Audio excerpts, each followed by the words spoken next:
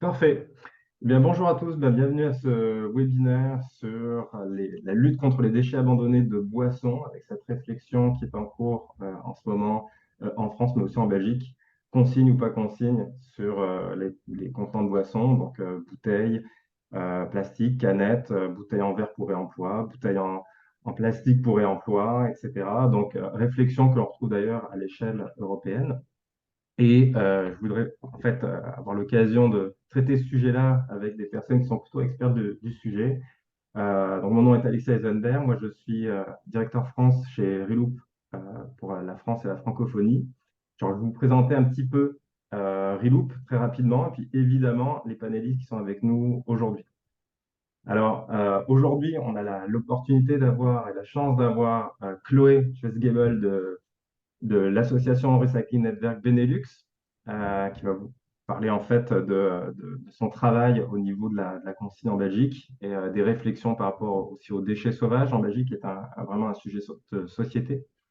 Quentin Courtier, qui est responsable pôle data à l'association Merter, il vous fera un topo de ce qu'il fait, mais vraiment sur les analyses plutôt techniques, scientifiques, de ce qui est retrouvé, comment cette donnée est aujourd'hui capturée, comment elle est aujourd'hui présentée.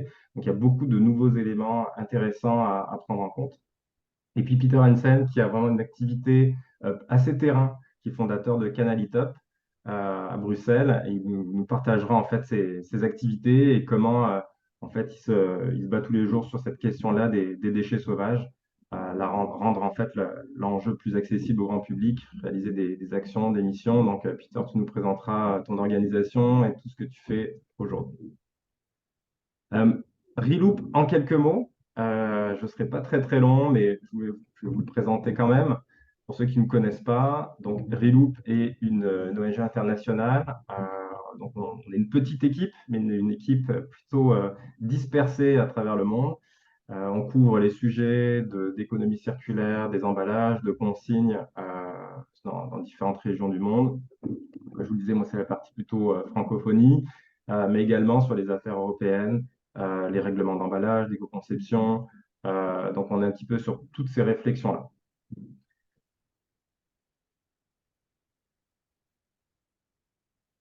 Hop. Alors, là, pourquoi en fait on est sur ces réflexions-là? Depuis une dizaine d'années, hein, on voit vraiment une augmentation, un intérêt assez fort au niveau de la mise en place de systèmes de consignes.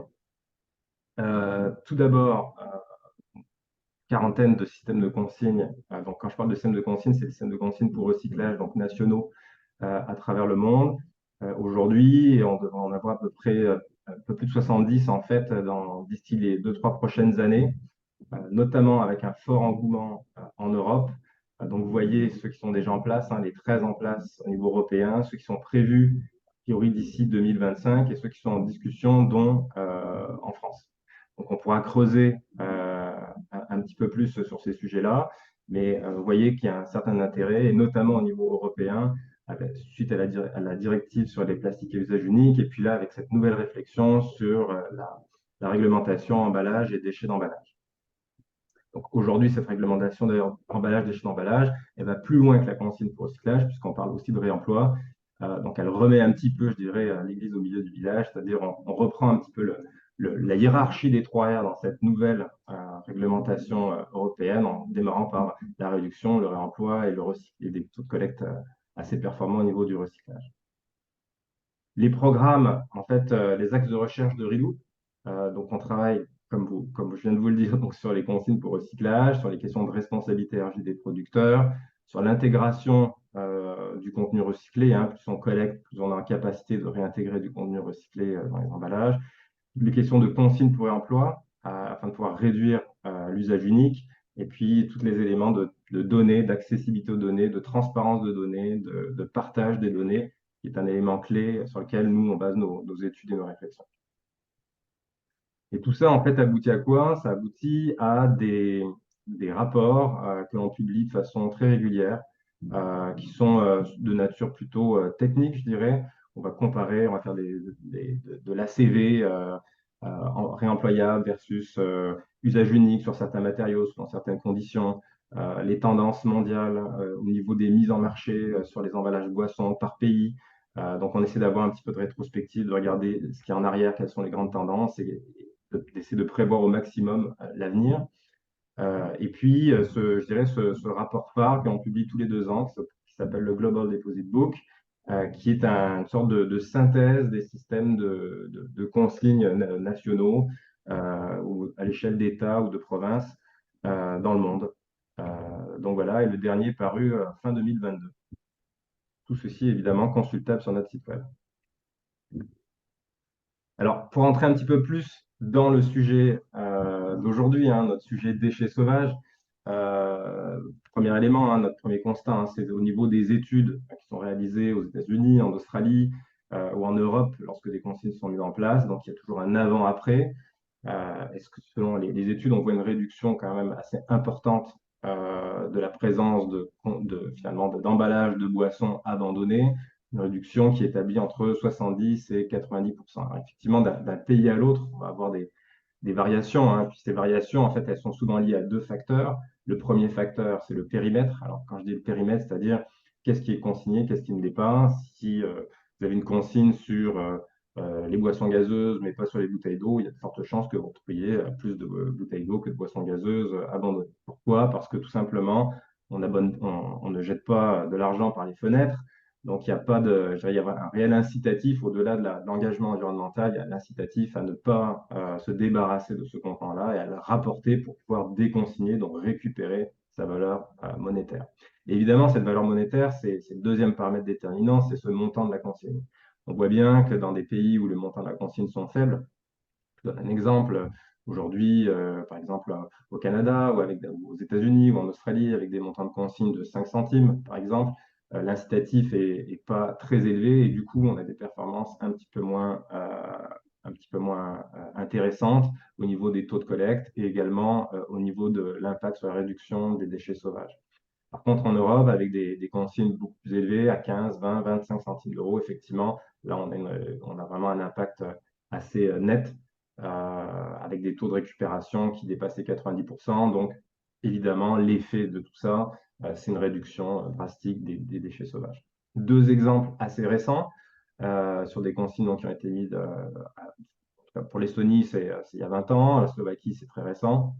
On voit on a pu observer en fait une division par 8, la présence des emballages de boissons le long des routes en Estonie et en Slovaquie entre 2021, l'année avant consigne, et 2022, l'année post-consigne, sur les mêmes lieux qui avaient été échantillonnés, on a pu voir une réduction de 85% des emballages boissons consignés.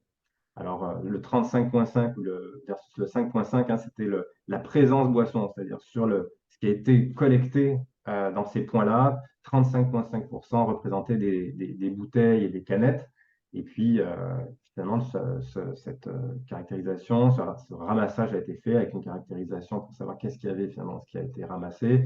On n'y retrouvait que 5,5% de boissons. Donc, c'est ce genre de choses-là. Alors, effectivement, puis quand on va rentrer dans le creux avec Quentin, on va voir qu'il y a différentes méthodologies, que c'est souvent il y a aussi des questions de méthodologie, de différents scopes, la façon dont on caractérise tout ça. L'idée, c'est quand même de comprendre en fait cet effet de réduction en arrière. Et en France, alors en France, c'est toute notre réflexion, hein, chez Reloop, c'est que les taux aujourd'hui de collecte des bouteilles plastiques sont à 60%, avec quand même une stagnation, hein. L'année passée, enfin, en 2021, on était à 61%, en 2022, on passe à 60%, avec un objectif quand même contraignant, hein, d'aller chercher au moins 90% d'ici 2029. Côté canette, également une performance relativement faible de 45%, dont la moitié d'ailleurs est récupérée dans les incinérateurs, hein. Sinon, dans notre fameux bac jaune aujourd'hui, c'est 2 canettes sur 10 qui sont récupérées. Et puis cet objectif européen de 60% en 2030, donc effectivement une courbe de progression attendue assez importante. Côté réemploi, réemploi qui est en train de se mettre en marche depuis la loi anti-gaspillage et économie circulaire. Et force est de constater qu'aujourd'hui, on a moins de 5% de réemploi dans les emballages de boissons, avec un objectif de la loi AGEC de 10% en 2027. Donc aussi une courbe assez raide pour pouvoir déployer ce système de réemploi à l'échelle nationale. Et la conséquence finalement de tout ça, finalement, de ces taux de collecte, en fonction de ce nombre de mises en marché, puis pour vous donner l'estimé, on parle au niveau des bouteilles plastiques et des canettes d'environ 18 milliards d'emballages mis en marché en France. Donc c'est conséquent. 8 milliards finalement de ces 18 milliards ne sont aujourd'hui pas récupérés en France. Donc quand ils ne sont pas récupérés, qu'est-ce qu'ils deviennent? Ben, ils se retrouvent enfouis, incinérés en grande majorité, et évidemment et malheureusement abandonnés dans l'environnement, puisqu'on retrouve finalement ces emballages de boissons dans toutes sortes de ramassages de différentes associations en France. Souvent, les boissons sont dans le top 10 de ce qui est retrouvé. Alors, encore une fois, on creusera la question avec Quentin, mais pour nous, c'est vraiment un élément important de réflexion environnementale. Euh, et ces déchets sauvages-là, hein, c'est pas juste au-delà des chiffres et des milliards d'unités, etc. C'est aussi je dirais cette réflexion même sociétale, hein, sur cette pollution qui est visible par tous. On avait conduit un sondage Ipsos en mars 2023 et on avait un retour quand même au niveau de la population sur un échantillon de 1000 personnes représentatives, etc., que 7 personnes sur 10 voyaient systématiquement ou souvent, finalement, ces déchets abandonnés de type bouteilles plastiques, canettes, dans la nature, par terre, dans l'eau, dans l'espace public, dans les parcs, également le long des rues commerçantes et de restauration. Donc, vraiment une présence visuelle. Et je ne parle pas là d'impact, je dirais, environnemental, biodiversité, etc. Évidemment, ils viennent avec. Mais là, pour le coup, il y a aussi une réelle interpellation de la population par rapport à cette pollution visible. Alors nous, je dirais du côté de Reloop, hein, je pense que vous l'avez bien compris, hein, on se positionne fortement sur la mise en place d'une consigne mixte pour réemploi et recyclage en France. Donc combiner finalement les deux forces, assurer la réduction et booster le réemploi avec un système national. Et puis évidemment, avec cet enjeu qui est quand même toujours là, de bouteilles plastiques et de canettes, s'assurer de plus les collecter dans tous les cas et permettre finalement d'ancrer le geste citoyen à l'échelle nationale de retour. On voit ça vraiment aujourd'hui, cette consigne comme mix, pardon, comme un boost, c'est-à-dire s'assurer d'intégrer le geste de retour dans le citoyen pour ensuite le faire passer tranquillement vers aussi plus de réemploi dans son quotidien. Assurer la compétitivité finalement du réemploi, du geste de réemploi par rapport à l'usage unique. Donc ça, c'est vraiment une position assez forte de notre organisation. Et on voit bien que on a besoin aujourd'hui de cette mise en place de consignes lorsque l'on parle de circularité des emballages. Parce que de toute façon, comme vous le savez, le réemploi a aussi besoin d'atteindre ces taux de collecte pour être en capacité de faire des rotations et d'être lavé, d'être réutilisé le plus possible. Donc, quand on parle de ça, on parle rapidement de consignes, d'incitatifs économiques, d'ancrage du geste. Donc, voilà un petit peu notre plaidoyer.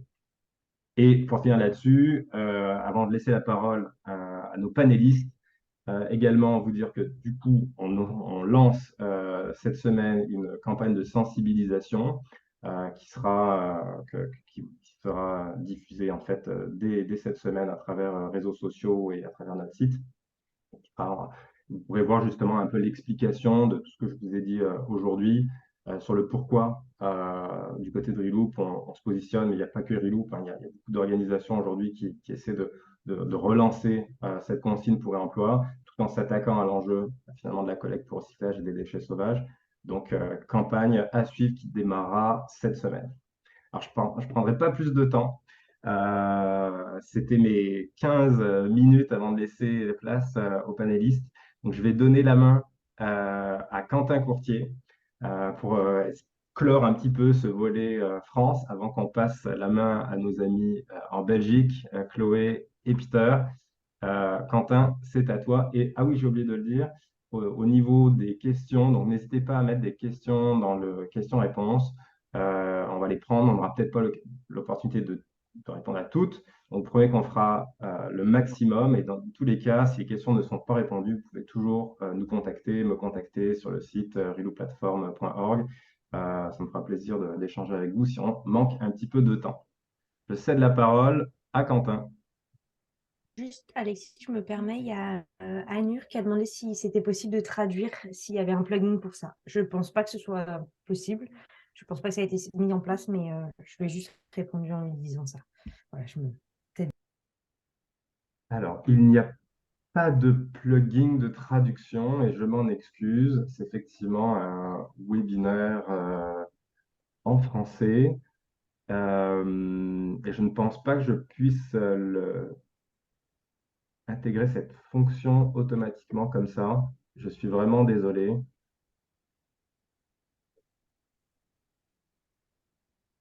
Je ne pourrais pas répondre favorablement.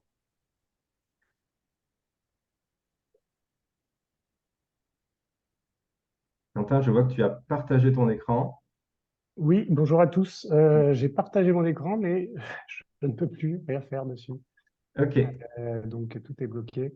pas de souci. Donc je te propose de, si ça ne fonctionne pas, de toi partager la Très bien, présentation. Moi, très bien. je vous vois même plus, je vois même plus l'écran. Ok.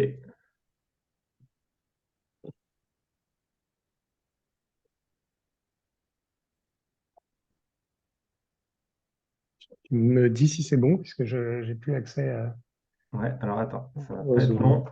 Il n'y a pas de souci. Pas de souci. Hop, et voilà. Donc bonjour à tous, Quentin Courtier, moi je suis responsable data au sein de l'association Merter, que je vais présenter très rapidement. Donc, on est une association qui est basée à Marseille, qui a maintenant 23 ans, et on est spécialiste de la mesure scientifique de cette pollution liée aux déchets sauvages. Et cette mesure, ça passe par ce qu'on appelle la caractérisation des déchets, dont le principe.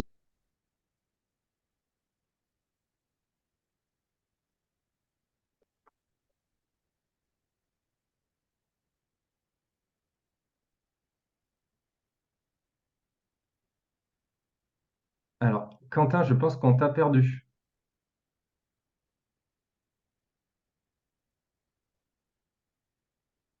Est-ce que, y a juste moi qui vois Quentin Chloé, est-ce que tu vois Quentin Non? Ok, non, c'est on a bloqué. perdu Quentin. Alors, Quentin fait peut-être une mise à jour. C'est pas grave. Alors, ce que je vous propose, le temps qu'il revienne, on va lui laisser une seconde peut-être pour se reconnecter.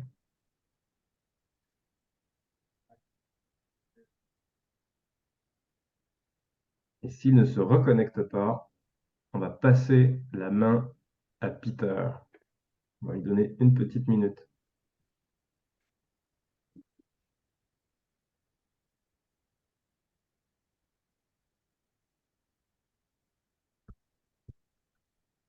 Alors,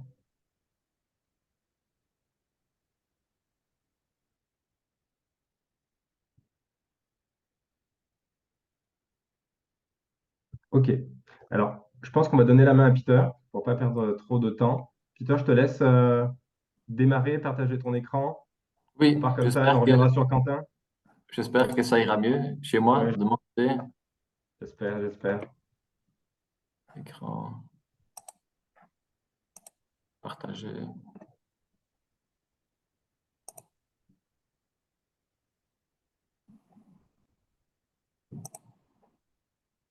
Est-ce que vous voyez bien ça?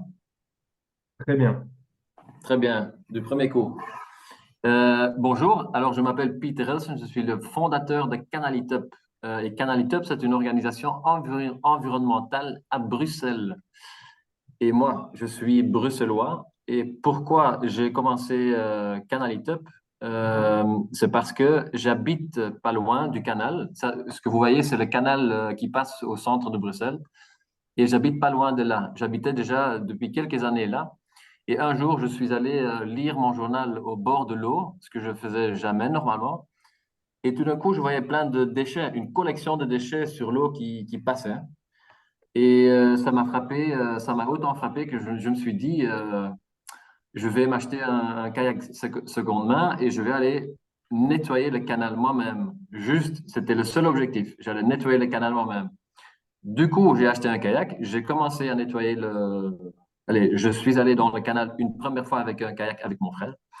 On a commencé à nettoyer les déchets et très vite, on a remarqué que 1 heure plus tard, il y avait des nouveaux déchets. Alors, ce qu'on faisait, c'était bien, mais c'était en fait sans cesse. Et semaine après semaine, j'ai continué toujours avec une nouvelle personne. On a aussi remarqué que la qualité d'eau n'était pas bonne. On s'est renseigné, etc. Il y a des déversoirs d'orage, etc. La qualité d'eau n'est pas bonne. Et on commençait à se poser des questions sur le cours d'eau lui-même. C'est un canal avec des pierres, des quais. Alors, il y a un manque de nature et biodiversité. Et en plus, Canalitub s'investit pas que pour le canal, on s'investit pour les cours d'eau. À Bruxelles, on a un cours d'eau souterrain. Alors là, il y a encore moins de nature. Il est souterrain. Alors, Canalitub, en général, on s'investit pour des cours d'eau propres et pleins de nature en essayant de résoudre 3 problèmes. Et ces problèmes sont les déchets flottants qu'on trouve dans les cours d'eau, la mauvaise qualité d'eau et le manque de nature et biodiversité. Et comment est-ce qu'on fait ça? Comment est-ce qu'on travaille sur ces questions? Mais tout d'abord, on a une activité de sensibilisation. Et à droite de mon écran, vous pouvez voir le dernier participant de ce week-end. On a eu le plaisir de pouvoir recevoir le commissaire européen Sinkevicius, c'est le commissaire de l'environnement. Il nous a rejoint ce week-end pour le World Cleanup Day. Lui-même est venu ramasser des déchets dans le canal avec nos kayaks. Et je stipule bien que c'est une activité de sensibilisation parce que c'est pas très efficace d'aller nettoyer un canal ou soit n'importe quel cours d'eau en kayak. C'est compliqué. En tout cas, à Bruxelles, la quantité de déchets est beaucoup trop large. Mais même le port de Bruxelles, il nettoie aussi le canal, mais c'est la même chose. Ils passent, ils ne savent pas ramasser tout. Il y a trop de déchets. Alors, pendant notre activité de sensibilisation qui est ouverte à tout le monde peut s'inscrire, on explique les problèmes des cours d'eau et les solutions structurelles qu'on aimerait bien mettre en place. Et c'est ça c'est une partie très importante de notre activité. Et on a des écoles, on a des familles, on a des groupes d'amis, on a des collègues. C'est très divers le public qui s'inscrit pour l'activité. Alors, à part de cette activité de sensibilisation, on développe aussi des solutions structurelles comme par exemple une barrière à déchets pour, de manière efficace, arrêter tous les déchets. Des plaintes, ça c'est une nouvelle proposition parce que en fait, la plupart des déchets qui se trouvent dans le canal à Bruxelles, ils sont arrivés par le vent. Il n'y a rien qui empêche un déchet, un emballage sur le quai d'être soufflé dans le canal par le vent. Alors, on a installé 2 plaintes, un projet pilote, on a proposé ça au port de Bruxelles. On espère qu'il y aura des barrières pour arrêter les déchets pour arriver dans le canal. On a proposé un projet avec des îles flottantes et plantes aquatiques dont un premier projet pilote a été installé. Et on donne aussi des workshops, des workshops zéro déchet dans des écoles primaires. Alors, pour la consigne, ce que nous on retrouve dans le canal, on a fait un nouveau recensement de marques il y a 2 mois. Pendant 2 mois et demi, on a analysé tous les déchets que nos participants sortent de l'eau. Et ce que vous voyez sur l'image à droite, en fait, c'est en nombre de déchets. Alors, 15% du nombre de déchets sont des bouteilles plastiques, 11% sont des canettes. Alors, largement, première place et deuxième place, les bouteilles et les canettes sont le plus représentés comme déchets sauvages dans le cours d'eau. Et en général, en Belgique, c'est 40% du volume sont des canettes et des bouteilles en plastique. Alors, c'est très clair avec cette image, avec une consigne de 20 cents ou 25 cents, on peut les enlever d'un coup de la nature, c'est sûr, de la nature, des rues, des villes, n'importe où. Et ce qu'on a fait aussi, on a identifié tous les emballages sur producteurs. On a fait un brand audit Au numéro 1, vous voyez Colruyt. Je ne sais pas si vous connaissez, je ne suppose pas. En France, vous n'avez pas Colruyt. C'est un supermarché belge qui produit aussi, bien sûr, ses propres produits et ces produits qu'on a retrouvés le plus dans le canal. Puis Coca-Cola, qui est normalement le numéro 1 mondial, peut-être en France. Si vous faites un brand audit en France, le Coca-Cola est peut-être sur le numéro 1. Et puis Alma. Et Alma, c'était que des bouteilles d'eau. C'est les bouteilles d'eau cristallines. Et avec ça, on veut demander aux producteurs, allez, on veut rendre responsables les producteurs et les supermarchés pour tout ce qu'ils mettent sur le marché comme emballage. Eux, ils peuvent faire plein de choses pour éviter les déchets sauvages. Alors, en 2021, je pense, on a commencé une pétition parce qu'on voulait tout ce qu'on fait, tout ce que je viens de vous proposer comme solution structurelle, on les propose aux politiciens, aux organisations responsables comme un port, Bruxelles Environnement, etc. Et on voulait aller au Parlement pour demander l'introduction de la consigne en Belgique. Et pour cela, on devait récolter 15 000 signatures officielles. Et c'est ce qu'on a fait. On a récolté toutes ces signatures et on est allé au Parlement bruxellois et flamand. Pourquoi pas en Wallonie? Parce que là, il y avait déjà une personne qui est allée aussi avec une pétition au Parlement. Alors, ainsi, on est, dans chaque Parlement en Belgique, en tout cas les trois, il y a encore un Parlement allemand aussi, mais ça devient très compliqué. Alors, on est allé demander l'introduction de la consigne et beaucoup plus, allez, l'introduction de plus d'emballages réutilisables. Parce qu'on doit déjà penser au futur.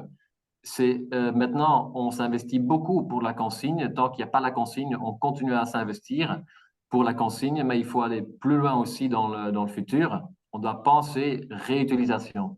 Parce que c'est certainement aussi avec la réutilisation qu'on va réduire les déchets sauvages. Et voilà, je pense que j'ai tout expliqué un peu en cours, ce que nous on fait pour la consigne en Belgique. Très clair. Super, Peter. Puis, n'hésitez pas, en fait, si vous avez des questions, vous pouvez les mettre comme je dis, dans le Q&A. Et j'ouvrirai les micros pour qu'on ait une discussion plus conviviale. Donc, n'hésitez surtout pas si vous avez des questions pour Peter. Mais merci, Peter. Puis, gros engagement. Redis-nous, ça fait combien de temps que tu fais ça? J'ai commencé en 2019 et l'organisation a pris ampleur à partir de 2020 environ. D'accord, d'accord. Ok, super. Donc, directement, en lien, directive plastique, crise plastique des années 18-19, et puis ton fort engagement. Mais en tout cas, bravo pour cet engagement-là. Excellent, excellent, excellent. Si vous avez des questions, encore une fois, écrivez-les. Je vais laisser la parole à Chloé, et puis Quentin va nous rejoindre un petit peu par la suite. Mais vas-y, Chloé, je t'en prie. Je te laisse partager ton écran. Est-ce que vous m'entendez déjà et est-ce que vous voyez mon écran? Je pense que oui, j'espère. Tout à fait, Ouais, parfait. tout à fait. Ok, bonjour à tous, merci de venir. C'est pas souvent que je travaille en français. Pourtant, je suis française d'origine. Je travaille au sein de Recycling Network, qui est une organisation environnementale, une ONG. On est basé aux Pays-Bas, donc c'est à l'heure actuelle où je suis à Utrecht. Et en fait, on est une ONG environnementale qui se bat pour différents sujets liés à la réduction de la production et de la consommation des ressources. Alors, l'un de nos sujets historiques est la consigne, mais on a d'autres sujets. On travaille énormément au réemploi, enfin, spécifiquement sur des projets de réemploi, sur des interdictions sur les mégots de cigarettes. On travaille sur la responsabilité élargie des producteurs et on travaille aussi au niveau européen. Au niveau européen sur des règlements, les règlements européens un peu cadres, notamment en ce moment avec la PPWR, et on a travaillé sur la Single Use Plastic Directive. Et donc, on travaille principalement sur les Pays-Bas et la Belgique, ainsi qu'au niveau européen. Du coup, je suis une Française exilée aux Pays-Bas qui travaille sur la Belgique. Faire sens. Et je pense que ça peut être sympa de commencer par pourquoi est-ce que nous, en tant qu'ONG, on est en faveur de la consigne. Et il y a 2 enjeux vraiment principaux. Quand je parle consigne, je parle à la fois de la consigne mixte, de la consigne réemploi et la consigne recyclage, parce qu'on ne fait pas vraiment de distinction en soi. Pour nous, la consigne, c'est une méthode de collecte, et après, le type d'emballage qui est mis dans le système, en fait, pour nous, ça reste un emballage. Et dans le cas des Pays-Bas comme de la Belgique, la consigne sur le réemploi était déjà présente sur le verre depuis un moment. Donc, en pratique, on parle de la consigne. Quand on parle de consigne, on parle de consigne recyclage à l'heure actuelle. Mais dans notre idée, c'est vraiment la même chose. On veut vraiment évoluer vers une consigne de réemploi. Mais pour nous, ça passe d'abord par avoir les infrastructures qui très souvent sont par le recyclage. Bref. La consigne, l'une des raisons principales pour lesquelles il y a le choix de l'introduire, il y a eu le choix de l'introduire aux Pays-Bas et en Belgique, c'est d'une part la réduction des déchets sauvages. Comme Alexis l'a très bien montré, on a en moyenne entre 30 et 40% en volume de la composition dans tous les pays. Ça fluctue toujours un petit peu, mais de déchets qui sont des bouteilles en plastique et les canettes. Et avec la consigne, toutes les mesures qui ont été faites ont montré que ça pouvait aller de 70 à 90% de la part de ces emballages qui réduit.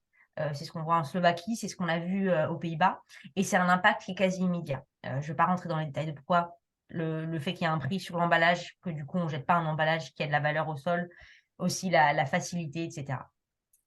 L'autre aspect, bien évidemment, c'est d'améliorer la quantité et la qualité du recyclage et également de faire un tremplin vers le réemploi.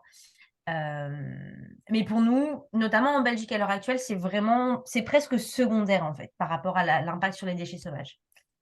D'un point de vue impact sur les déchets sauvages, il y a le déchet sauvage, ça va au-delà de juste c'est pas propre. Il y a un énorme facteur problème qu'on a mis en avant en Belgique et aux Pays-Bas, c'est qu'en fait, notamment les canettes, quand elles se retrouvent dans la nature et dans les champs, elles sont fauchées par les tracteurs. Et en fait, à la suite de ça, elles peuvent être très facilement ingérées par le bétail, notamment les vaches. Je vais vous épargner les images, mais ça fait que les organisations agricoles sont très, très fortement en faveur de la consigne, aussi bien en Belgique qu'aux Pays-Bas. Parce qu'il y a en Belgique, il y a eu plus de 3000 vaches qui ont été tuées, il me semble, en 2021. Du fait de l'ingestion de canettes. Et également, ne serait-ce que l'aspect les voir, l'aspect qu'on les voit dans la nature.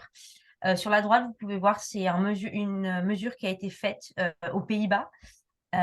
Et c'est la quantité de canettes par kilomètre dans des zones spécifiques.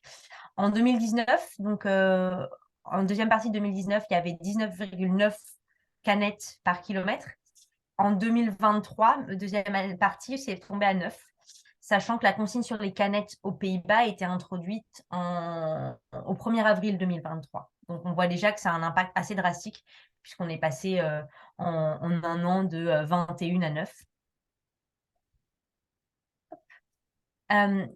Du fait de cet engouement et de cette nécessité de passer par un système de consigne aux Pays-Bas comme en Belgique, Recycling Network, avec d'autres ONG dont Canalitop fait partie d'ailleurs, on a lancé l'Alliance pour la consigne, qui est une alliance qui regroupe plus de 1300 membres, aussi bien aux Pays-Bas qu'en Belgique, avec quelque chose de très simple, pour dire on veut la consigne tout de suite maintenant, le plus vite possible. Dans cette organisation, donc, on a des ONG comme Canalitop, mais on a également beaucoup de villes et communes. Aux Pays-Bas, on a quasiment la totalité des villes et communes, et en Belgique, on est à 62% des villes qui ont rejoint cette alliance. On a aussi des associations de consommateurs, d'agriculteurs et même certaines entreprises. Voilà, pour les petites les ONG, et également à droite, vous pouvez voir le nuage de villes et communes Pays-Bas, Belgique qui nous ont rejoints, et ça continue de grandir en Belgique. Parmi les actions qu'on a menées, aussi bien avec l'Alliance pour la consigne que nous-mêmes, on a fait des collectes de bouteilles, notamment lors de la course de Bruxelles. On a récupéré un nombre incommensurable de bouteilles qu'on a ensuite ramené à Spadel, qui est l'un des plus grands producteurs de bouteilles en Belgique. On a également, le jour de l'introduction de la consigne sur les canettes, sur les petites bouteilles en plastique, On est également allé à Anvers, en Belgique, pour de l'introduction de la consigne sur les petites bouteilles en plastique aux Pays-Bas. On est allé en Belgique, à Anvers, pour demander, faire un événement avec différents politiciens pour les inviter à mettre en place la consigne également. On a lancé une campagne qui s'appelle Yes We Can, donc qui écho pas mal avec la consigne, la campagne Oui la consigne. Une campagne dans laquelle chacun de nos membres, les membres de l'Alliance pour la consigne, pouvaient montrer leur soutien en disant la consigne Yes We Can, on veut vraiment une consigne chez nous, donc en Belgique et aux Pays-Bas. On a envoyé les cartes postales récemment au gouvernement belge, aux trois ministres régionaux, pour leur dire la consigne Yes We Can. On a fait des actions de back to sender. Donc, on a été en Pays-Bas et en Belgique, on a récupéré des bouteilles et des canettes un peu qui jonchaient le sol et on les a rapportées à l'envoyeur. Et d'ailleurs, on l'a fait avec Albert Heijn, qui est l'un des grands supermarchés présents en Belgique et aux Pays-Bas. Pour la Saint-Valentin, on leur a rapporté leurs propres canettes et bouteilles en guise de cadeau. Avec toutes ces actions, on a réussi à obtenir l'introduction de la consigne, de la consigne sur les petites bouteilles en plastique et sur les canettes aux Pays-Bas en juillet 2021 et en 2023. Et on est encore très actif en Belgique pour justement demander cette introduction. En Belgique, on a des discussions pour l'introduction en 2025. Comme je le disais en début, la consigne sur le réemploi est déjà là depuis des années sur le verre. Donc nous, on se bat vraiment pour cette consigne sur le recyclage.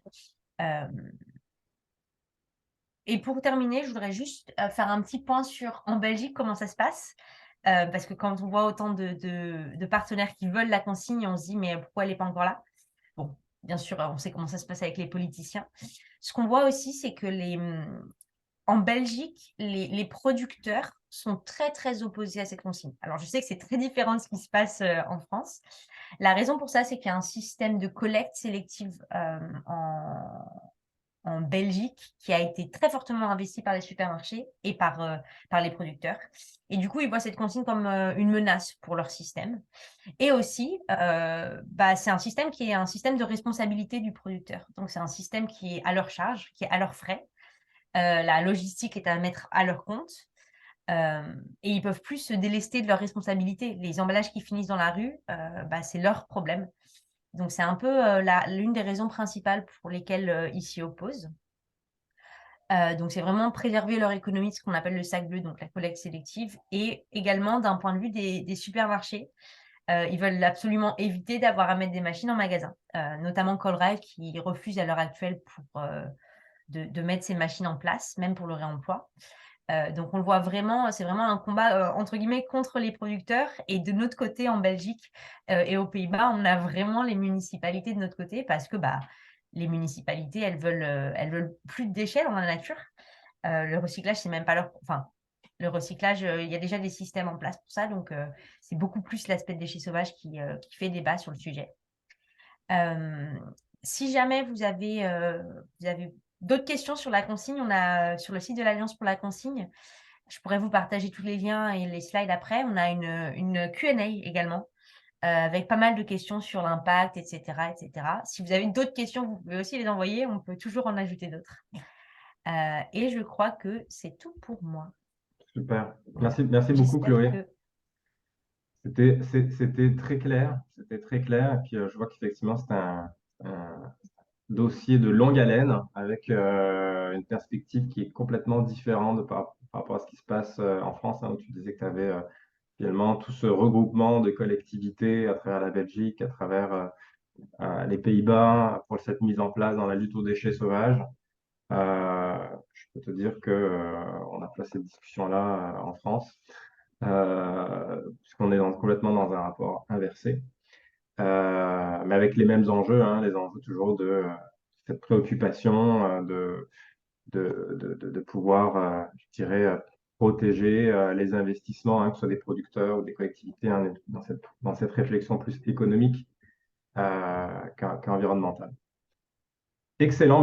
Je vais avoir une question en fait, mais je vais les garder. Je vais laisser Quentin, prise 2, partir. pour pouvoir nous présenter ce qu'il a à nous partager aujourd'hui. Il est 11h43, donc Quentin, tu as 10 minutes devant toi, puis on se laissera quelques minutes, 10-12 minutes, on se laissera quelques minutes pour les questions. Oui, Et c'est moi. désolé encore une fois pour le problème technique. Je vais essayer de me dépêcher et je te laisse partager donc Ne t'en fais pas, la il n'y a présentation. aucun souci. Donc, pour reprendre, voilà, donc pour mieux, je ne vais pas reprendre ce que je disais tout à l'heure, pour mieux comprendre cette problématique macro-déchets, on s'appuie sur deux plateformes qui sont identiques mais qui diffèrent dans leur périmètre d'utilisation. Remède zéro plastique pour Réseau Méditerranéen zéro plastique, donc ça c'est pour la région sud, en 2019. Et en 2021, donc, on a créé le Zéro Déchet Sauvage, qui est la même plateforme mais à l'échelle de tous les territoires français. Tu peux passer à la suivante. L'objectif de ces plateformes, il y en a plusieurs, c'est vraiment de renforcer les capacités de tous les acteurs, que ce soit des associations, les collectivités, les établissements scolaires, les organisations socio-professionnelles, pour mener à bien des actions sur leur territoire, donc avec le partage de ressources, le partage de bonnes pratiques, des formations, etc.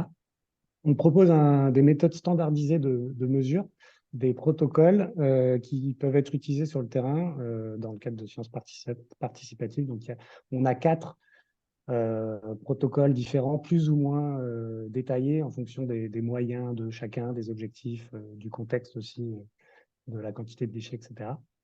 Et l'idée de cette plateforme, c'est de centraliser ensuite toutes les données récoltées lors de ces ramassages sur l'ensemble du territoire français pour les analyser et ensuite accompagner les collectivités ou l'État, etc., dans la mise en œuvre de politiques de réduction de ces déchets. Tu peux passer à la suivante. Donc, c'est des plateformes qui ont été pensées par l'association Merterre. On travaille en collaboration avec le Muséum national d'histoire naturelle et le laboratoire Mosaïque, qui est le spécialiste de la science, spécialisé dans la science participative et qui s'occupe de toute la partie technique, développement de la plateforme. Il y a un comité scientifique qui valide les différents protocoles qu'on propose et on travaille dans chaque région avec des structures copilotes qui vont animer en local le réseau de zéro déchet sauvage et toutes les associations et autres structures qui sont présentes. Tu peux passer à la suivante. Donc, en fait, ces plateformes, ça constitue un tableau de bord pour tous les acteurs du réseau où ils peuvent retrouver les autres acteurs impliqués sur leur territoire, l'ensemble des données relatives à la caractérisation des déchets avec un certain nombre de data visualisation, etc. Et quelques chiffres pour finir sur cette très brève présentation sur la slide suivante. Le réseau ZDS est maintenant plus de 520 structures. On voit qu'il y a encore une majorité d'associations, mais de plus en plus de collectivités territoriales et d'établissements scolaires qui intègrent ce réseau. Et quelques chiffres sur l'année 2022 avec presque 1000 ramassages qui ont été remontés avec un certain nombre de données de caractérisation. Pour rentrer vraiment dans le vif du sujet du webinaire d'aujourd'hui, voilà, Alexis m'a demandé avec ces données, est-ce qu'on pouvait un peu estimer la place de ces déchets boissons parmi tous les déchets abandonnés? Et donc, je vais vous présenter un certain nombre de résultats.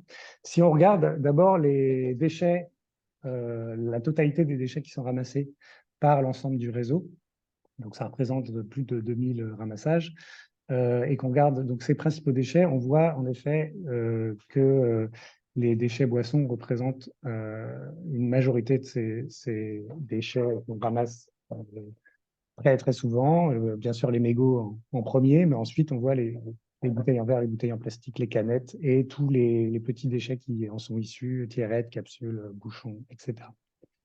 Alors, ce classement, il est ce qu'il est, ça montre quand même la place de ces déchets, mais il est assez peu représentatif du poids réel dans le milieu de ces déchets boissons, parce que évidemment, selon les protocoles utilisés, les structures qui organisent des ramassages auront plus de facilité à compter des bouteilles plastiques ou des bouteilles en verre ou des canettes par rapport à des déchets plus petits, des cotons-tiges, des pailles, etc. Donc, ce qui est intéressant, c'est de regarder plus en détail les ramassages qui correspondent aux relevés au protocole le plus détaillé, protocole niveau 4 qui correspond en fait au protocole européen de la directive cadre stratégie milieu marin de suivi des déchets sur les plages, où là, on va comptabiliser vraiment tous les déchets qu'on retrouve sur un linéaire de 100 mètres, 100 mètres pour les plages ou un peu moins pour les cours d'eau, sinon on se retrouve très rapidement avec beaucoup de volume de déchets. Et si on regarde donc la place de ces déchets boissons, alors déjà, on voit que un peu moins de la moitié des déchets ramassés sont des objets identifiés, le reste étant du fragment principalement de plastique. Si on se focalise sur ces 48-49% d'objets identifiés et qu'on regarde plus en détail ce qu'on retrouve, on voit que les déchets boissons ont quand même une place importante dans ces principaux déchets retrouvés, avec un peu plus de 20% des déchets identifiés. Ce qui est très intéressant, c'est de regarder selon le type de milieu, puisqu'on ne va pas avoir du tout la même chose, par exemple sur les plages, en milieu littoral et dans les cours d'eau. Si on regarde déjà la part de fragments par rapport aux objets identifiés, on voit que c'est très différent. En cours d'eau, 76% d'objets identifiés, beaucoup moins en milieu littoral, parce que les déchets ont passé plus de temps dans le milieu naturel, ont été dégradés, sont transformés en fragments, et donc les déchets ramassés sont difficilement identifiables.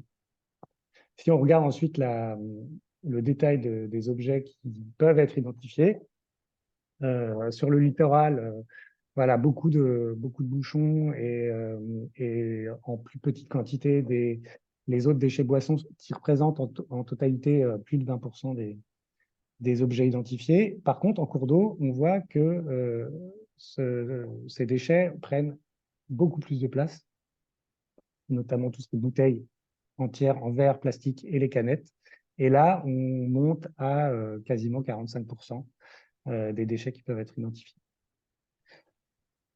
Donc, on peut regarder aussi par secteur économique. Là, c'est plus large que le secteur boisson, mais on voit donc si on regarde vraiment le secteur économique associé à chaque déchet, et plus de 50% des déchets ramassés concernent trois secteurs bien identifiés: le tabac, tout le secteur de l'alimentation et le secteur cosmétique, hygiène, soins personnels.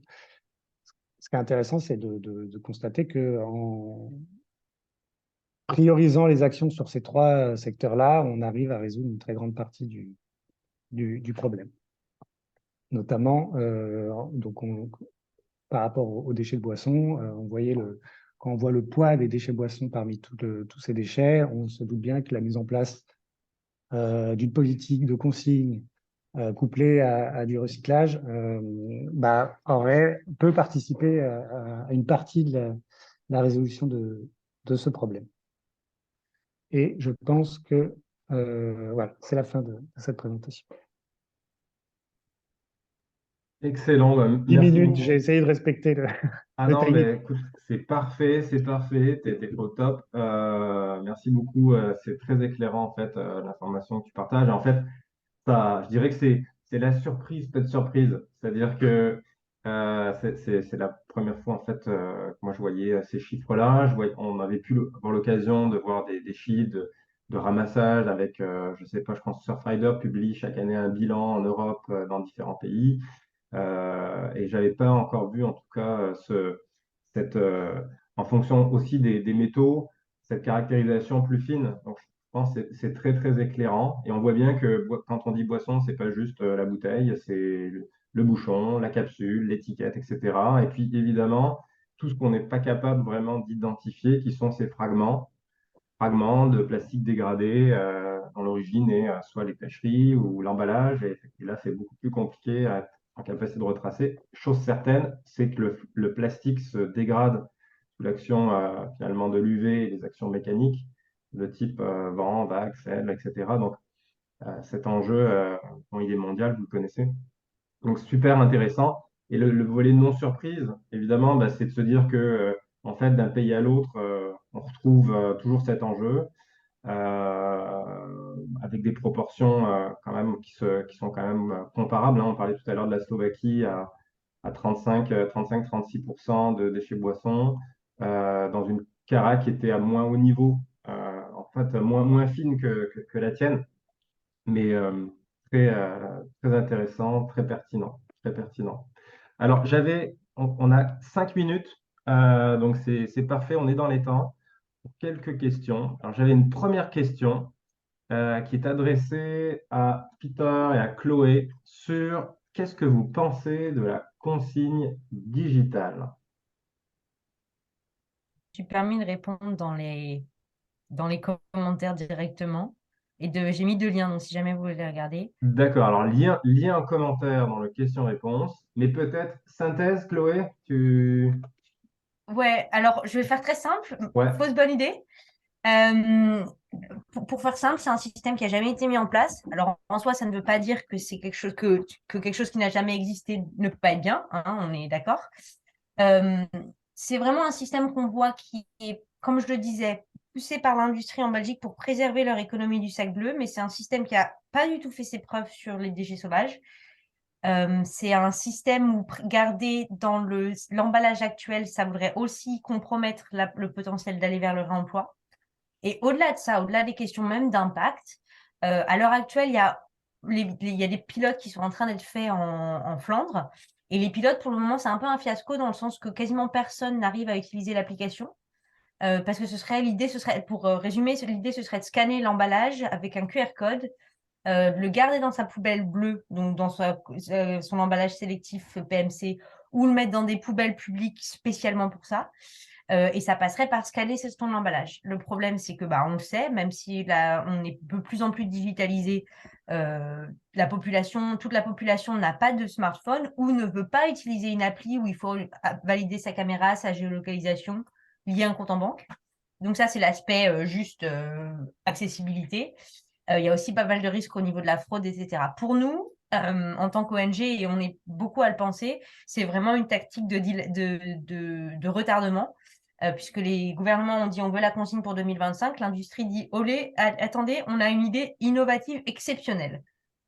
Sauf que pour le moment, c'est juste repousser l'échéance et reculer pour mieux sauter.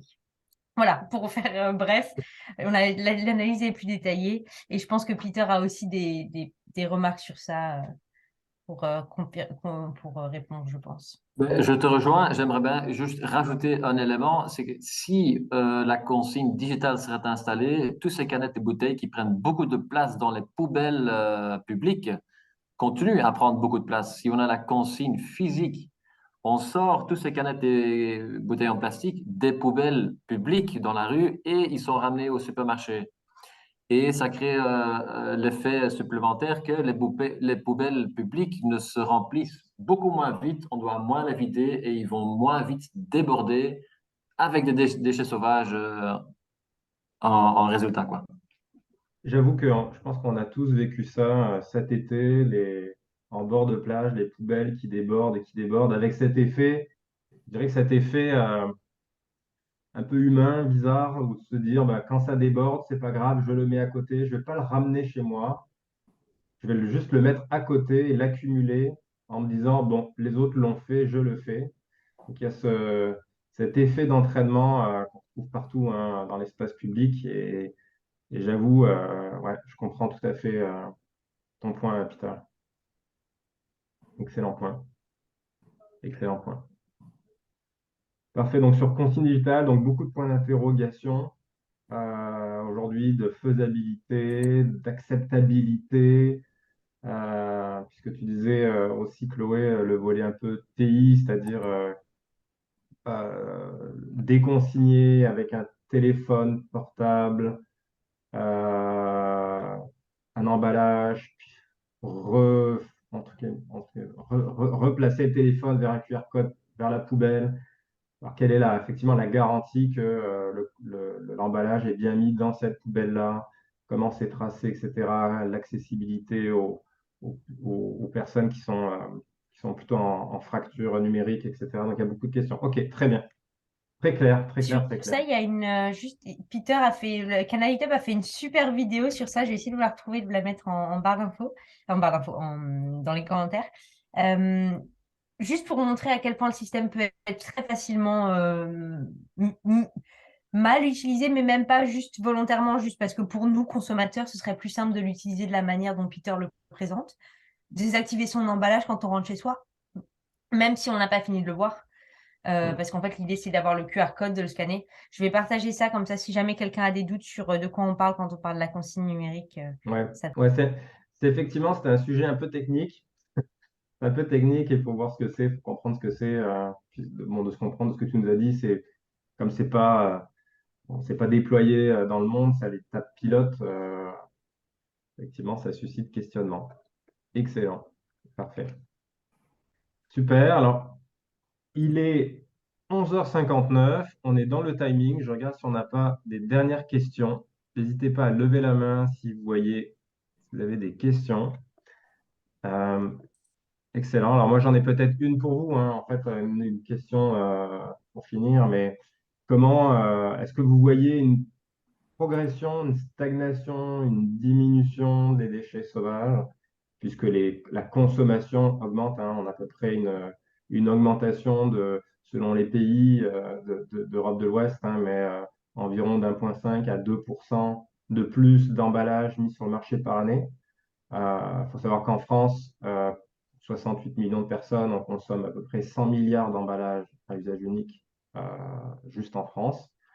Donc, une une augmentation effectivement de ce nombre d'emballages mis en marché. Qu'en est-il au niveau des déchets sauvages? C'est un petit peu ma dernière question.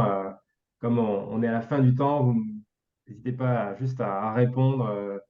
Ça stagne, ça s'empire, ou il y a avec la sensibilisation, on voit quand même une diminution par rapport au sujet plastique, là, qui est un sujet prédominant aujourd'hui depuis 3-4 ans. J'envoie la parole vers Quentin en premier. Oui, merci.